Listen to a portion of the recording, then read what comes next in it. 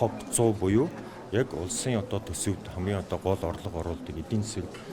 нийгмийн хөгжилд хувь нэмэр оруулдаг энэ 100 аж ахуй нэгж байгууллагуудаа дотоод болон гадаадын хөрөнгийн биржид одоо оруулъя гэсэн энэ хөтөлбөрийг бол бид нар 2023 онд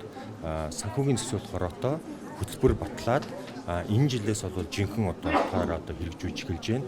Эргээд энэ маань одоо ямар ач холбогдолтой гэвэл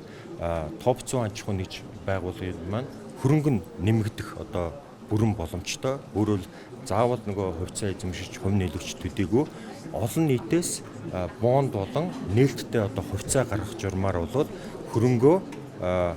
тухайлбал одоо бид нар нэг аж ахуй нэгж байгууллагууд бол 5 тэрбум хүртэл одоо төгрөгийн хөрөнгийн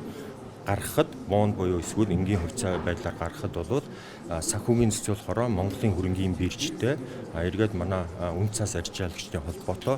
үн төлбөргүй андеррайтинг болон босод одоо үйлчлэгийг үзүүлэх ийм гол одоо зорилготой байгаа.